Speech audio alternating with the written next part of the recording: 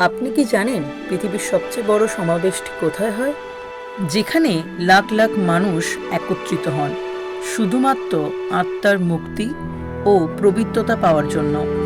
এটি কেবল একটি মেলা নয়, এটি ধর্ম সংস্কৃতির একটি অবিশ্বাস্য মিলনক্ষেত্র।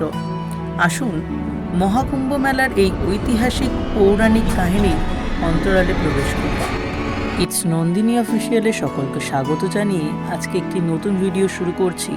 আশা করি ভিডিওটি সকলেরই ভালো লাগবে।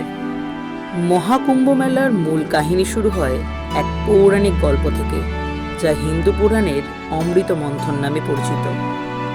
কুম্ভ মেলা হিন্দুদের জন্য একটি গুরুত্বপূর্ণ তীর্থযাত্রা, যা প্রতি 3, 6, 12 এবং 144 বছরে একবার পালিত হয়।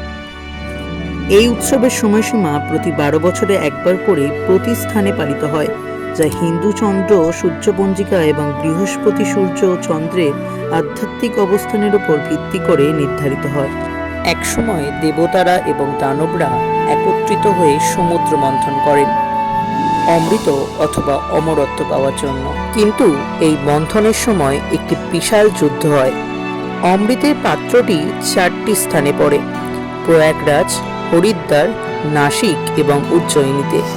এই 4টি স্থানই হল এখন কুম্ভ মেলার কেন্দ্রবিন্দু। বিশ্বাস করা হয় এই স্থানগুলোর নদীর জলে স্নান করলে পাপ মুক্তি হয় এবং জীবনে আধ্যাত্মিক শান্তি আসে। কুম্ভ মেলার ইতিহাস শুধুমাত্র পৌরাণিক কাহিনীতেই সীমাবদ্ধ নয়। মহাভারত, রামায়ণ এবং বিভিন্ন পুরাণে এর উল্লেখ পাওয়া যায়। কিন্তু কুম্ভ মেলা কবে থেকে শুরু হয়েছে? বিশেষজ্ঞরা মনে করেন কুম্ভ মেলার অস্তিত্ব প্রায় 2000 বছরের পুরনো। প্রত্নতাত্ত্বিক গবেষণায় উঠে এসেছে মুঘল এবং ব্রিটিশ আমলেও এই মেলার গুরুত্ব অপরিসীম ছিল। প্রাচীনকালে এটি একটি আধ্যাত্মিক শিক্ষা এবং সাংস্কৃতিক আদান প্রদানের কেন্দ্র ছিল।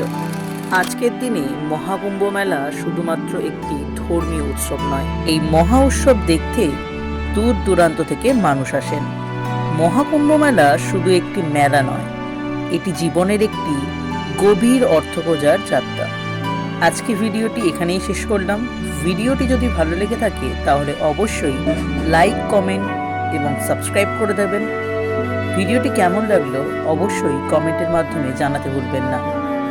আর যদি ভিডিওটি ভালো লেগে থাকে তাহলে অবশ্যই শেয়ার করে দেবেন। আবার আসবো